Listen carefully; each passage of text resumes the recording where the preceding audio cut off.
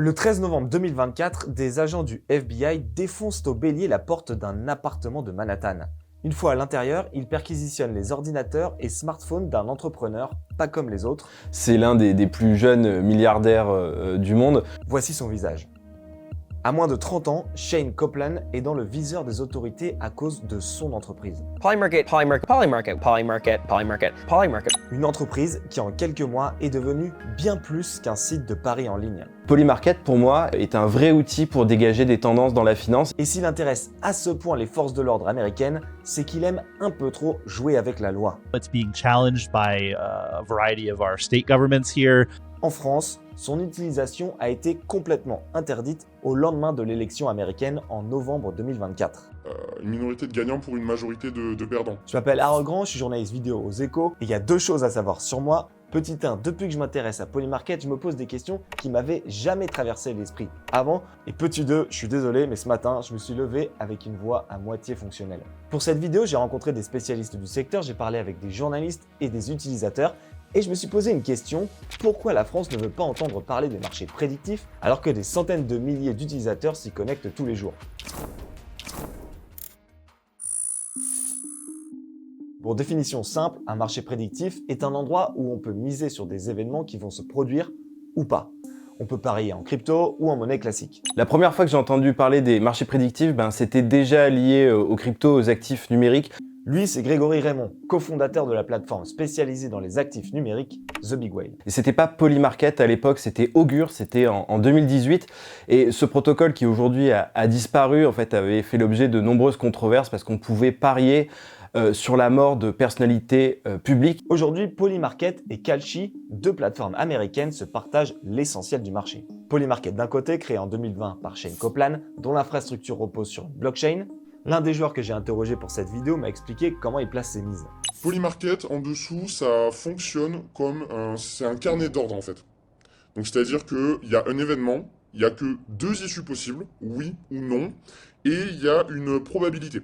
Et donc on peut acheter une part de oui ou une part de non. Et pour acheter cette part de oui ou de non, on n'utilise pas d'euros ou de dollars, mais un type de crypto-monnaie bien précis qu'on appelle des stablecoins. Un stablecoin, c'est une représentation d'une monnaie traditionnelle sur la blockchain.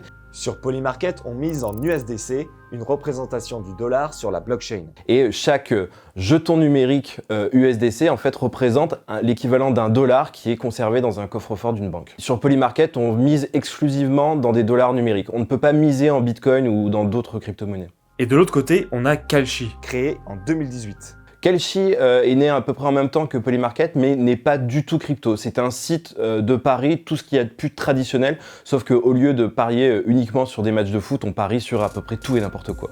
Et quand Greg dit n'importe quoi, il met exactement le doigt sur ce qui pose problème aujourd'hui. Et ce n'est pas que réservé à Kalshi. Sur Polymarket aussi, on peut miser sur des sujets aussi importants que le nom des invités au mariage de Taylor Swift par exemple. Prediction markets do provide us with information and I'd say not truth, but probabilities of events happening that we've had no way to do in the past or up until now. Lui, c'est Dustin Gawker, journaliste spécialiste des marchés prédictifs, auteur de la newsletter quotidienne Event Horizon, dédiée à leur actualité. That's the goal and the ambition of prediction markets is to be, global purveyors of information. Et ça cartonne. Des acteurs de la finance traditionnelle investissent des milliards dans Kalshi et Polymarket.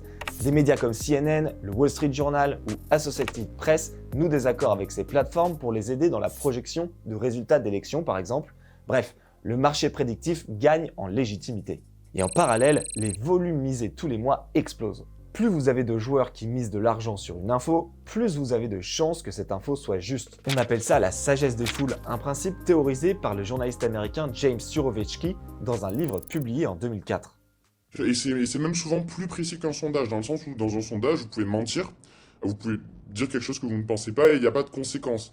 Dans Polymarket, vous mettez quand même votre argent sur l'opinion que vous avez. C'est en novembre 2024, au moment des élections présidentielles américaines, sur lesquelles Kalshi faisait par exemple de la pub en plein Times Square, que la pertinence de ces marchés a atteint son pic. Rien que sur la journée du 5 novembre, 294 millions de dollars de volume ont été enregistrés sur la plateforme et en tout, 3,6 milliards de dollars ont été misés rien que sur Polymarket sur les résultats de l'élection de 2024. Polymarket a permis de dégager un vainqueur net, donc c'est-à-dire Donald Trump, très longtemps avant l'élection, alors qu'en fait, jusqu'au dernier jour, les sondages annonçaient un score extrêmement serré. Et c'est précisément à ce moment-là qu'en France, on a commencé à en entendre parler. En particulier à cause d'un certain Théo, on a enquêté, c'est pas notre monteur. Ah, je confirme, j'ai rien touché. Ce trader français a fait le deal du siècle en pariant sur la victoire de Trump. Il avait misé autour de 70 millions de dollars. Son gain estimé à la fin, c'était 150 millions. Il a été largement interviewé dans la presse américaine à ce moment-là. Donc l'autorité nationale des jeux s'est dit que les Français étaient de plus en plus intéressés par ce produit et donc il fallait forcément réagir. Comme vient de le dire Grégory, en France, il a fallu réagir et ça tombe bien parce qu'ici, on a un régulateur dont c'est exactement le job, l'autorité nationale des jeux. Chez nous, les jeux d'argent et de hasard sont par principe interdits. Alors pour pouvoir en proposer, il faut obtenir ce qu'on appelle un agrément. Alors, les opérateurs de jeux doivent fournir un dossier lorsqu'ils demandent un agrément auprès de l'autorité nationale des jeux. Lui, c'est Jérôme Labarbe, adjoint à la direction de l'action répressive de l'autorité nationale des jeux. C'est son équipe qui, le 7 novembre 2024, a décidé de mettre en demeure Polymarket, qui opérait sans agrément en France. Suite à cette mise en demeure, le site Polymarket a mis en place un dispositif de géoblocage empêchant toute transaction financière depuis le territoire français. Aujourd'hui, si les Français veulent miser sur Polymarket, eh bien, il faut contourner la loi. Vous allez devoir utiliser un VPN, et de là, voilà, tant que vous n'êtes pas géolocalisé dans un lieu qui n'est pas géobloqué non plus, vous allez pouvoir poser un pari. Bon alors là, la carte elle est un peu complexe, mais retenez que dans les pays en rouge et rose, il est officiellement impossible de miser de l'argent sur Polymarket. Ce qui n'empêche pas, y compris dans notre pays, de voir le nombre d'utilisateurs exploser. Entre septembre 2025 et janvier 2026, le nombre de visites totales sur la plateforme en provenance de la France a été multiplié par 4 en passant de 200 000 à 800 000. Des choses où je suis à peu près sûr, ou en tout cas la probabilité est très élevée, et j'ai aussi une conviction personnelle. Là, je peux mettre des sommes type 500 000 dollars. Des fois, quand je me fais un peu plaisir ou que il y a un événement avec une probabilité très basse de se réaliser, donc là où les gains sont aussi beaucoup plus élevés, mais où bon, il y a les risques qui sont associés. Là, moi, pour ma part, c'est plus pour l'adrénaline. Là, c'est plus quelques dizaines de dollars. Le joueur que l'on a interrogé travaille dans l'industrie des cryptos depuis 6 ans. Et il a passé toute sa carrière dans la finance. Je ne vous précise pas ça par hasard, car sur Polymarket, ce sont souvent les joueurs les mieux informés qui gagnent le plus d'argent. C'est un peu comme en bourse, quoi, en tout cas pour ceux qui sont dans le trading. C'est une minorité, c'est la loi de Pareto, c'est une minorité qui rafle une minorité de gagnants pour une majorité de perdants. Et sur Polymarket, c'est exactement la même chose. Même si aucune étude précise sur la typologie des joueurs n'a jusqu'ici été menée, un chiffre révélé en décembre montre que seulement 30% des parieurs au niveau mondial enregistrent des gains sur Polymarket. Et sur ces profits, 70% sont gagnés par 0,04% des joueurs. Cette situation dans laquelle une toute petite part des joueurs bien informés misent des sommes énormes et empochent le pactole font craindre ce qu'on appelle des délits d'initiés. Il n'y a pas de suivi des joueurs problématiques et il n'y a pas de contrôle de l'identité de ces joueurs. C'est le cas d'un trader anonyme ayant parié sur la chute du président vénézuélien Nicolás Maduro en janvier dernier. Moins d'une heure avant le début de l'opération américaine, il a placé un pari de 20 000 dollars qui s'est transformé en gain de 400 000 dollars. Même chose en Iran fin février où 6 comptes Polymarket ont gagné plus d'1 million de dollars en pariant sur la date exacte du jour des frappes américaines. Impossible de savoir qui se cache derrière ces 6 comptes, ni si ce sont des profils liés directement à l'administration Trump. Même si Polymarket dit officiellement lutter contre les délits d'initiés via des audits internes, il est aujourd'hui très difficile de remonter la source d'une transaction. Polymarket ne va vous demander aucun contrôle d'identité. Polymarket ne sait pas qui vous êtes. Il vous associe juste à un portefeuille et il ne peut pas saisir vos fonds, il ne peut pas vous geler, il ne peut pas intervenir en fait. Bon, quand j'en étais là dans l'écriture de mon script, je me suis posé une question.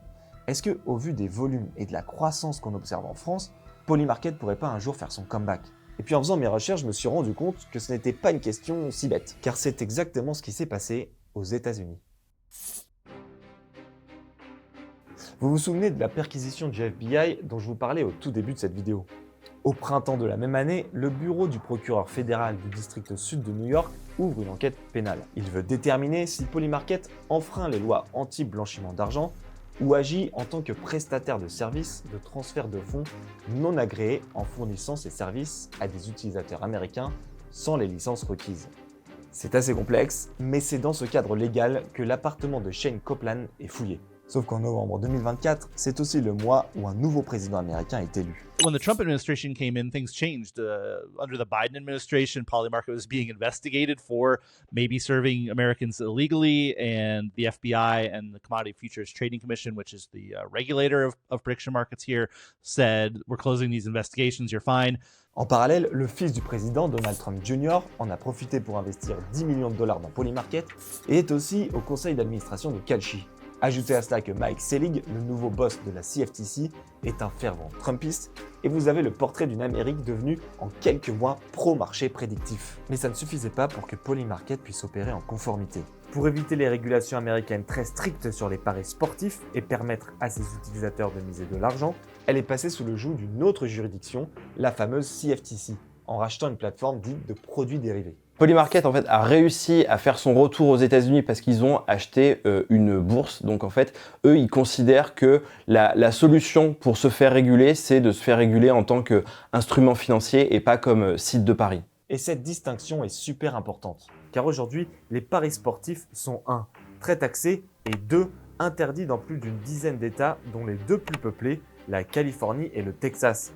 Si Polymarket était toujours régulé comme un site de paris sportifs, elle ne pourrait pas opérer là-bas. Those are the places that prediction markets can serve. That's a huge addressable market. I guess 90, 100 million people just across like who don't have access to a legal online sportsbook. Alors pour miser sur leurs équipes préférées, ces Américains ont un nouveau réflexe. Ils ouvrent Polymarket. There's this huge opportunity to serve sports betting that people don't have it, and to do it without a lot of taxes and regulation, and that's why we're seeing such an explosion of them here. I dare say if we didn't have sports betting here in the United States via prediction markets, we might not be having the same conversations about Kalshi and Polymarket and these huge valuations that they've garnered. Aux États-Unis, 90% des volumes misés sur Kalshi sont liés au sport, une proportion qui est de 50% sur Polymarket, mais qui ne fait qu'augmenter. Sur place, les sites de paris en ligne crient au scandale et ouvrent des procès à l'appel. Bon, alors on en revient à ma question. Est-ce que ça pourrait arriver en France? Polymarket pourrait se rapprocher de l'autorité nationale des jeux pour faire une demande d'agrément pour les catégories de jeux qui sont autorisées aujourd'hui par les textes, les paris sportifs, le pari hippique ou le poker. Alors, si Polymarket voulait se faire réguler en France, pour moi, il y aurait 2 options principales. La première, c'est se faire réguler comme un site de paris en ligne, mais j'en doute. Comme on le dit, eux, ils ne se définissent pas comme ça, ils ne veulent pas être décrits comme ça. La deuxième option, c'est d'être régulé comme une bourse, comme des instruments financiers. Sauf qu'en France, en fait, chaque nouveau marché qui serait lancé sur Polymarket, chaque nouveau pari, en fait, devrait faire l'objet d'une validation par le régulateur. Donc, étant donné qu'il y a des nouveaux marchés qui se lancent chaque minute, chaque heure, ça serait trop compliqué. Bon, vous avez compris, c'est pas demain que vous allez pouvoir miser toutes vos économies sur ce que va dire MrBeast dans sa prochaine vidéo. Sauf si vous utilisez un VPN. Disclaimer, NordVPN n'a pas sponsorisé cette vidéo.